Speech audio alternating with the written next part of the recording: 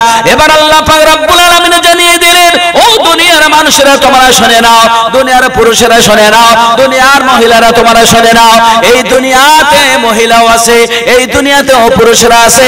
আল্লাহ পাক এবারে পরের আয়াতে বলছেন, উলাইকা লাহুম জান্নাতু আদনি ইয়াদখুলুনাহা ইউহাল্লাউনা ফিহা মিন আসাবিরা মিন যাহাবিন ওয়া ইয়ালবাসুনা সিয়াবান খুদরাম মিন সুনদুসিন ওয়া ইস্তাবরা। আল্লাহ পাক জানিয়ে দিলেন, কোন মুমিন বান্দার যদি ঈমান পুখতা হয়, ঈমান ঠিক হয়, তার আমলে সালেহ যদি ভালো হয়, তার আমল আল্লাহ কোনদিন আজর সওয়াব নষ্ট করবেন না।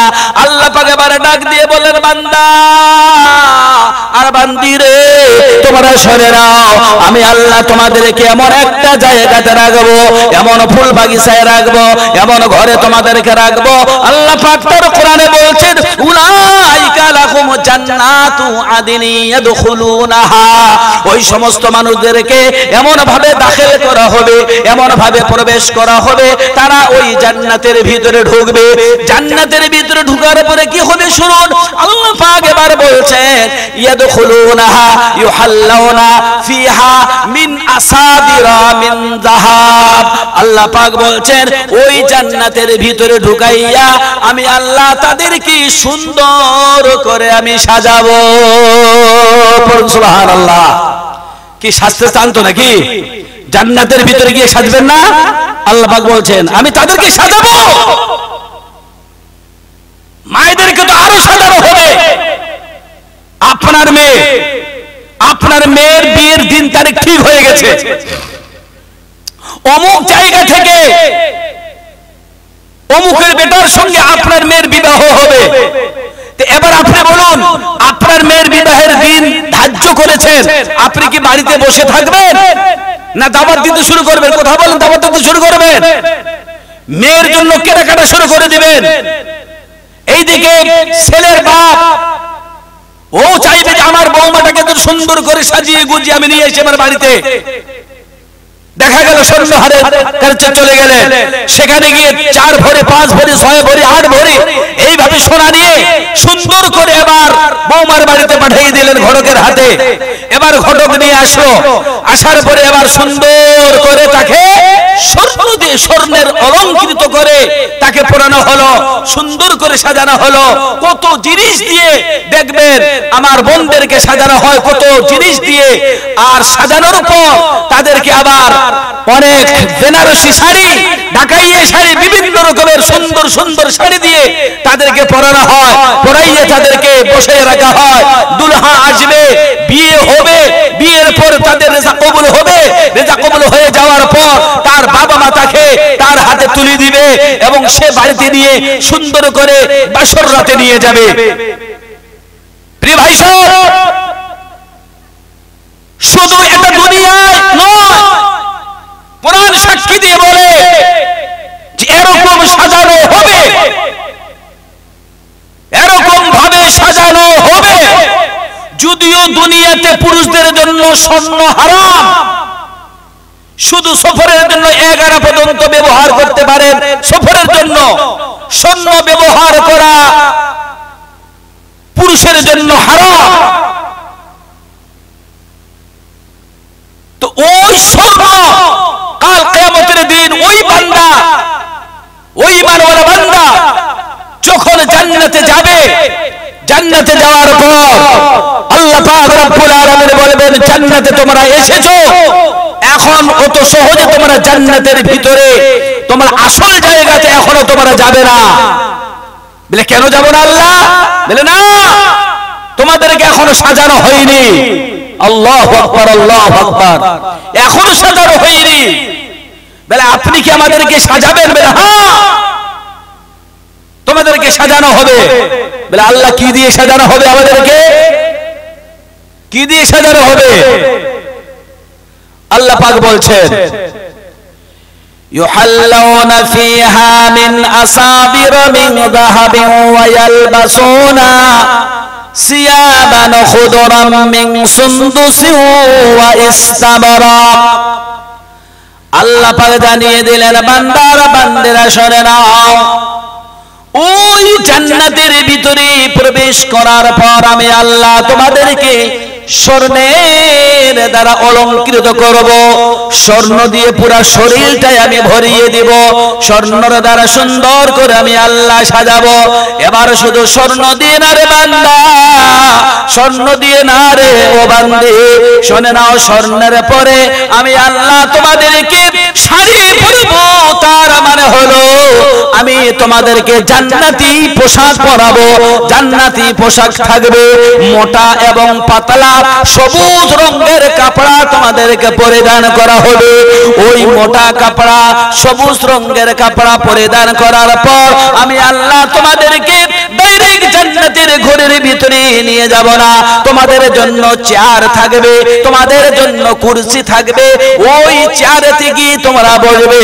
আর আমার জান্নাতীরা তারা দেখবে, দেখে তারা কত খুশি হবে। শুধু এক এক জান্নাতীর জন্য একটা করে আমি সোনার চেয়ার, সোনার কুরসি আমি আল্লাহ তৈরি করেছি।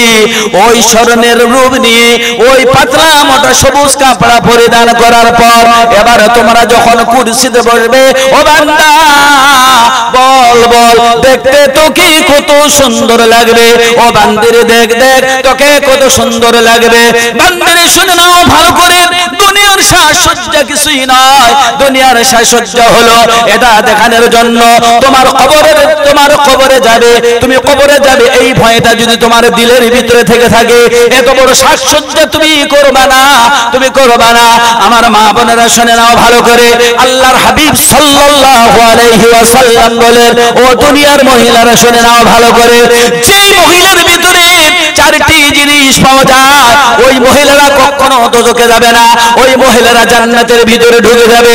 আল্লাহর হাবিবের হাদিস, আল্লাহর হাবিব বলেন, ও দুনিয়ার মানুষেরা, পুরুষেরা তোমরাও শুনে নাও, আর মহিলারাও তোমরা শুনে নাও। আল্লাহর হাবিব বলেন, আল মারআতু খামসাস সাল্লাহা, যেই মহিলা নাকি 5 ওয়াক্ত নামাজ আদায় করবে পবিত্র থাকার পর। দ্বিতীয় নাম্বার হলো ওয়া সামাত শাহরাহা, সামনে যে রমজানের মাস আসতেছে, এই রমজান মাসে কেউ যদি রোজা রাখে কোন মহিলা। 2 নাম্বার, 3 নাম্বার হলো কোন মহিলা যদি তার সুরক্ষা যদি পরপুরুষ থেকে হেফাজত রাখে। 3 নাম্বার হলো, 4th নাম্বার হলো কোন মহিলা যদি তার স্বামীর খেদমত করে। স্বামীর খেদমত করতে বলা হয়েছে।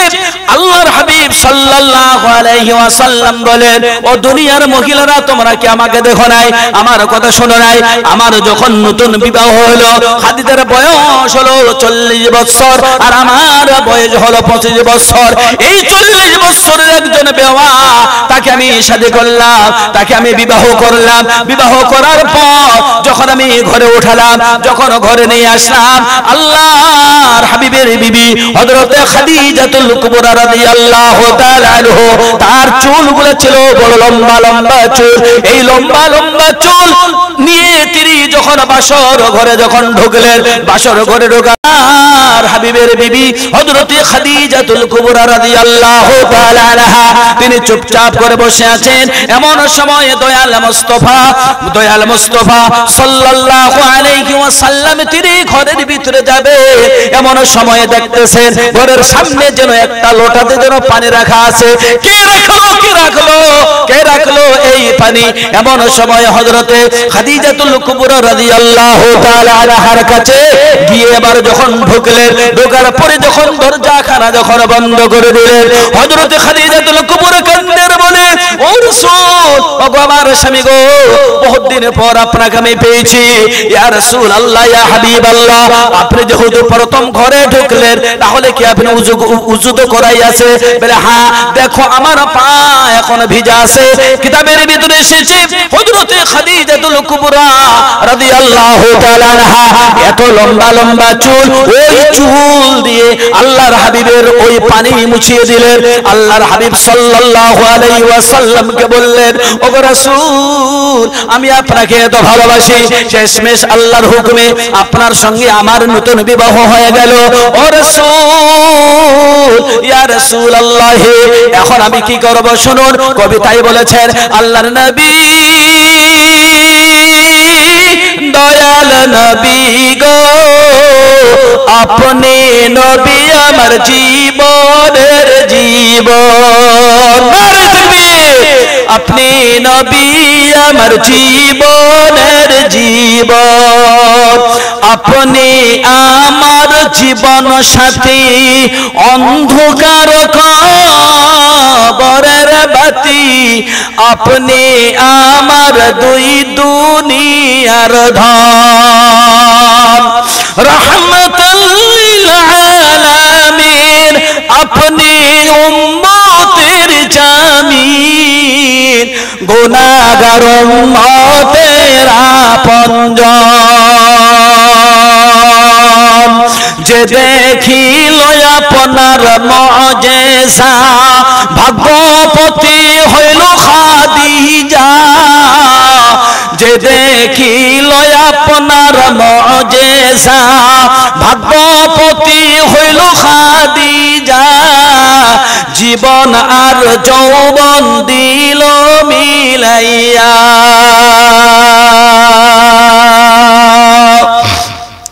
দেখিয়া হযরত বেলাল,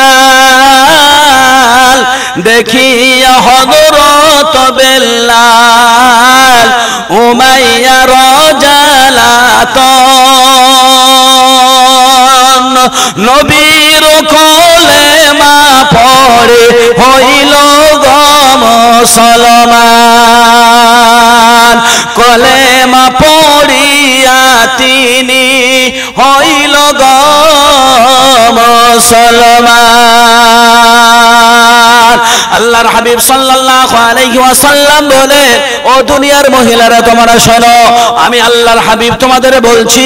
আমি মসজিদে নববীতে এসে বলেছি, আল্লাহর হাবিব বলেন, আমি জান্নাত দেখে এসেছি, আমি জাহান্নাম দেখে এসেছি। ও দুনিয়ার মহিলারা তোমরা শুনে নাও, ভালো করে শুনে নাও, কান খুলে খুলে তোমরা শুনে নাও। আল্লাহর নবী বলেছেন, খবরদার কোনোদিন তোমরা রাস্তার ধারে বসবে না। এক নাম্বার সতর্কবাণী করে দিয়েছেন। দুই নাম্বার তিনি বলেছেন, যদি তোমাদের কোনো সময় যদি পেশাব পায়খানা লাগে, খবরদার খবরদার তোমরা ওই গোসলখানা বা টিউবওয়েলের পাড়ে বা তোমরা পুকুরের ধারে কোনোদিন বেয়াদবের মতো তোমরা পেশাব পায়খানা করবে না। মানুষ পায়খানা তো করে না, হয়তো পেশাব ভুলবশত করে যায়। তিন নম্বরে আল্লাহর নবী বললেন, তোমার স্বামী যদি পাগল হয় না কেন, তোমার স্বামীর সঙ্গে কোনোদিন তুমি অসৎ ব্যবহার করবে না। আর আল্লাহর নবী এটাও বলে গেলেন, ও সাহাবারা, ও দুনিয়ার মানুষেরা তোমরা শুনে নাও, যেহেতু তুমি বিবির দ্বারা আরাম পাও, আয়েশ পাও, বিবির দ্বারা কত সুন্দর তোমাকে মহব্বত করে, কত ভালোবাসে, খবরদার হুঁশিয়ার হয়ে যাও, হুঁশিয়ার হয়ে যাও। তোমার বিবিকে কোথায় কোথায় তুমি মারধর করবে না। তারা এমন লাসুক মানুষ, তারা এমন লাসুক মহিলা, তাদেরকে কোনোদিন তুমি সতর্ক যদি তোমাদেরকে করতে হয়, তাহলে তোমাদের হাত আছে, আল্লাহ দিয়েছেন, এই হাত দিয়ে তুমি পিঠিতে হতো একটা দুটা তুমি থাপ্পড় মারতে পারো, তাহলে গালে কোনোদিন তুমি মারবা না। তার কারণ হলো, তার গালে যদি মার দাও আর তার গালে যদি 5টা আঙ্গুলের যদি দাগ পড়ে যায়, তার সুন্দর চেহারাটা দেখতে কত খারাপ লাগবে। খবরদার খবরদার এরকম তুমি কাজ করবে না। আমার ভাইয়েরা শুনে রাখো ভালো করে, আল্লাহর হাবিব মসজিদে বসে আছেন, হাদিস শরীফের ভিতরে এসেছে, ভাইরা আমার, অমুক তমুক কথা শুনে কোনো লাভ নাই। যা শুনবো কোরআন থেকে শুনবো, যা শুনবো হাদিস থেকে শুনবো। এতে শুনলে পরে ইমানের আমাল বাড়তি হয়ে যায়। আল্লাহর হাবিব সাল্লাল্লাহু আলাইহি ওয়াসাল্লাম মসজিদে নববীতে বসে আছেন, মসজিদে নববীতে বসে আছেন। মায়েরা শুনুন ভালো করে, মসজিদে নববীতে বসে আছেন। এমন সময় একজন মহিলা কাঁদতে কাঁদতে কাঁদতে কাঁদতে দৌড়তে দৌড়তে দৌড়তে দৌড়তে আল্লাহর নবীর কাছে গিয়ে পৌঁছে গেলেন। আল্লাহর নবীর সাহাবারা চক্ষু এবার আড়াল করে দিলেন, মহিলাকে বললেন পর্দা করে নাও। এবার মহিলা সরে আসলো, আসার পরে আল্লাহর হাবিবকে ডাক দিয়ে বললেন, ইয়া রাসূলুল্লাহ, ইয়া হাবিবাল্লাহ, আমি আপনার কাছে দৌড়ে দৌড়ে এসেছি। ও রাসূল, আপনি তো দেখতেছেন আমার চোখে পানি। আল্লাহর হাবিব বললেন, কি হয়েছে, কি ব্যাপার বলো তো, খুলে খুলে বলো। সাহাবারা বললেন, বলো গো কি হয়েছে তোমার। আল্লাহর হাবিবের সামনে বললেন, হুজুর সত্য কথা বলতে দ্বিধাবোধ করি না, গুনাহ যেহেতু করেই ফেলেছি, আর আমার মায়েরা আজকাল কত গুনাহ করে। আজকাল যখন ঘরের ভিতরে দরজা লাগা আছে, বাড়িতে কোনো স্বামী নাই, মায়েরা হাতে পায়ে ধরে বলে, আপনার বাড়িতে আপনার বেটাও নাই, আপনার বেটিও নাই, আপনার স্বামীও নাই, দরজাখানা বন্ধ করে রেখেছেন। একজন কোন পরপুরুষ চলে আসলো, আসার পরে যদি আপনাকে ডাক দেয়, আপনি আওয়াজ অত সহজে দিবেন না। পুরুষের কাম হলো সালাম করবে, সালামের জবাব যদি ভিতর থেকে না আসে, আল্লাহর হাবিব মানা করে দিয়েছেন ওই বাড়ির ভিতরে তুমি ঢুকবা না, যেহেতু সালামের জবাব আসেনি। মাগো খবরদার, খবরদার, তোমার চাচাতো ভাই হোক, খালাতো ভাই হোক, আর ফুফাতো ভাই হোক, নিজের ভাইয়ের ব্যাপারটা হলো আলাদা। এগুলোর সঙ্গে যেহেতু আপনার বিবাহের কি আছে, দেখা গেল বিবাহ হওয়া জায়েজ আছে। সুতরাং আল্লাহর হাবিব বললেন, খবরদার মহিলারা, দরজা তোমরা খুলবা না, আওয়াজ তোমরা দেবা না, সালামের আওয়াজটা আস্তে নিবা। যদি জোরেও নাও ওয়ালাইকুম আসসালাম, তাহলে ও বুঝতে পারবে বাড়িতে কেউ নাই, তাহলে বাড়িতে যাবে না। আর যদি দরজা খুলে দাও, দরজা খুলে দেওয়ার পর যখন ওই পুরুষটাকে ভিতরে ঢুকাইয়া নিলে, দরজাটা বন্ধ করে দিলে, তখন শয়তান এমন একটা বড় শয়তান আছে, যেই শয়তান তোমারও দিলের ভিতরে ঢুকে যেতে পারে। তুমি যত বড় তুমি কি হও, তুমি সতীত্ব থাকো না কেন, ওই সময় যদি শয়তান যদি তোমার দিলের ভিতরে ঢুকে যায়, এখন তো আর কোনো মানুষ নাই, স্বামী নাই, বেটা নাই, বেটি নাই, এমন দিল তোমার বাঁকাতে পারে, এমন দিলটা তোমার ঘুরিয়ে দিতে পারে। দেখা গেল তোমার দ্বারাই গুনার কাজ হয়ে গেল। আল্লাহর নবী মানা করে গেছেন। এবার সাহাবীরা সবাই আশ্চর্য হয়ে গেল, ইনি কেন কাঁদতেছেন, ব্যাপার কি? এমন সময় মহিলা বললেন, ইয়া রাসূলুল্লাহ, ইয়া হাবিবাল্লাহ, আমি এত বড় গুনাহ করেছি, এত বড় গুনাহ করেছি। বলে কি গুনাহ করেছো বলো? বললেন, ইয়া রাসূলুল্লাহ, ইয়া হাবিবাল্লাহ, আমার বাড়িতে আমার স্বামী, আমার কোনো সন্তান নাই, আমার বাড়িতে একজন আছে আমার চাকর, চাকরটা দেখতে খুব সুন্দর, খুব ভালো। বলে হ্যাঁ, তারপর কি হলো? বললেন, ইয়া রাসূলুল্লাহ, আমার স্বামী একদিন তিনি আমাকে বললেন, ও প্রিয়তমা, আমি এখন বাণিজ্যে চলে যাব, 1 মাস 2 মাস 3 মাসের জন্য তুমি বাড়িতে সুন্দর করে থাকবে আর খাদেমের সঙ্গে ব্যবহার ভালো করবে। এই কথা বলে তিনি আমার কাছ থেকে বিদায় নিয়ে তিনি চলে গেলেন। ইয়া রাসূলুল্লাহ, বিদায় তো তিনি নিয়ে চলে গেলেন। তার সুন্দর চেহারা দেখে, ওই যুবকের সুন্দর চেহারা দেখে একদিন চলে গেল, 2 দিন চলে গেল, কয়েকদিন যাওয়ার পর আমার মনটা যেন কোনো খারাপ হয়ে গেল। বলে কি হলো? বলে ইয়া রাসূলুল্লাহ, ইয়া হাবিবাল্লাহ, আমার মনটা বড় খারাপ হয়ে গেল। একদিন একা চিত্রে আমি আমার ওই চাকরকে ডাক দিয়ে বললাম, বাবা শোনো, আমি তোমাকে একটা কথা বলতে চাই। বলে কি কথা গো মালিকানি, বলুন। বললেন, দেখো, তোমাকে দেখা মাত্রই আমার মনের আগুন যেন ভড়ক দিয়ে উঠেছে। ও বাবা, তোমার সঙ্গে আর আমার সঙ্গে তোমাকে জিনা করতে হবে। বললেন, না না, তোমাকে আমি জিনা করতে পারবো না, তোমার সঙ্গে জিনা আমার চলবে না। যেহেতু একজন মালিক আছে, আল্লাহ আছে, আর তোমার স্বামী এখন বাড়িতে নাই, একা স্বামী করতে পারবো না। বলে না, তোমাকে করতেই হবে। দেখা গেল যখন জিনার কাজ হয়ে গেল, গুনাহ করে ফেলেছে, তার পেটে বাচ্চাও চলে এসেছে। এবার আল্লাহর হাবিবের সামনে বলেন, ইয়া রাসূলুল্লাহ, ইয়া হাবিবাল্লাহ, আমি এত বড় গুনাহ করেছি গো রাসূল।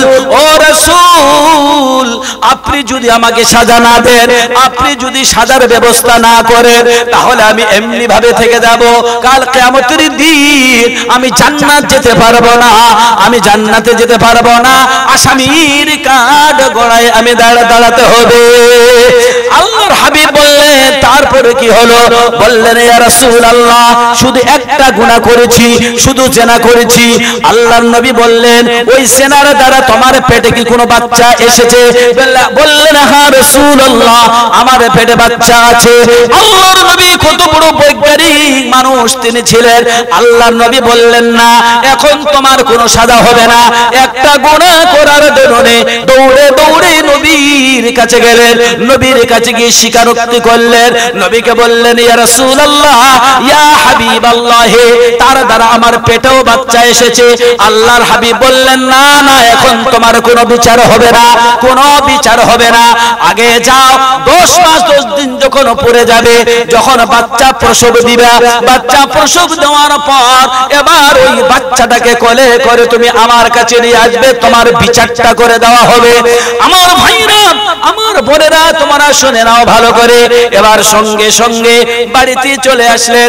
আসার পরে খাওয়া দাওয়া যেন সব বন্ধ হয়ে গেল।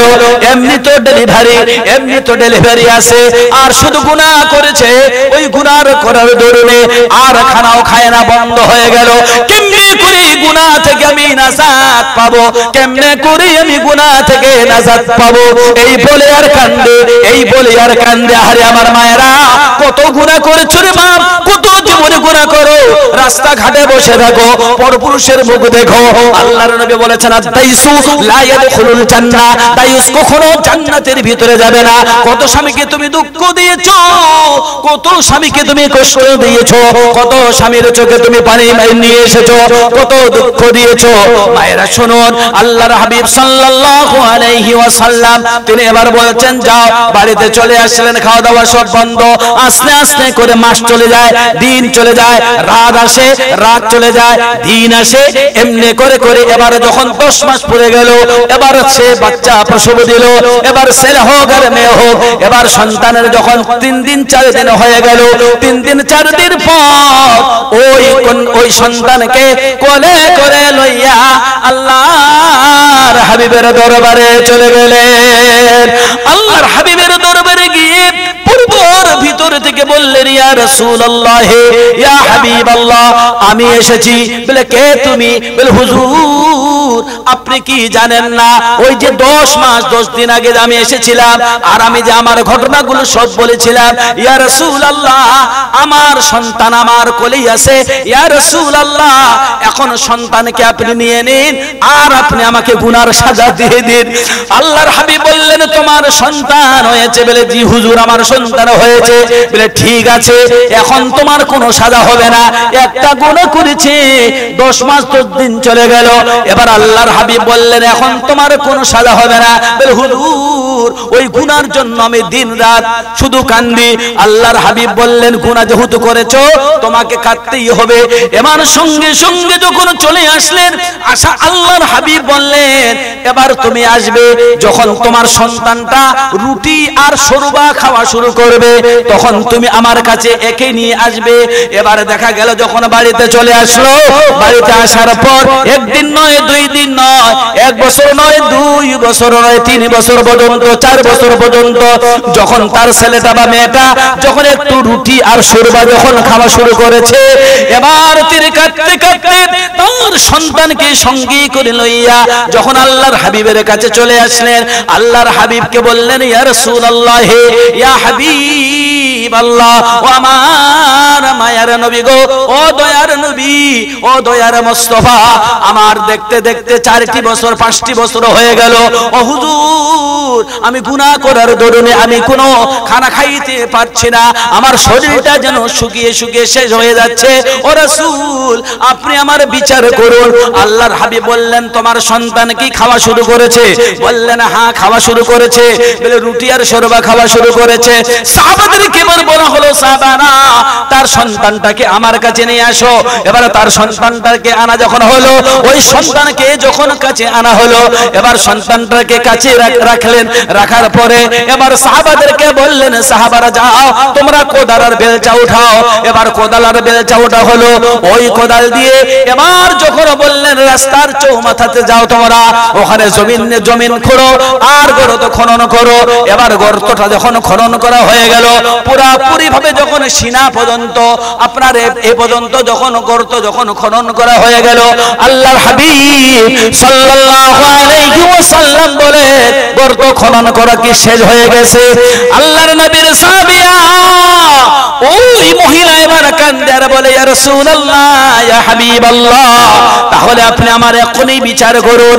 এবার সন্তানটাকে আল্লাহর নবী নিয়ে নিলেন, এক সাহাবার হাতে তুলে দিলেন আর বললেন যাও। এবার এই মহিলাকে তার চক্ষু বন্ধ করে অর্থাৎ তাকে এখান পর্যন্ত নিয়ে চলে যাও। এবার নিয়ে যাওয়া হলো।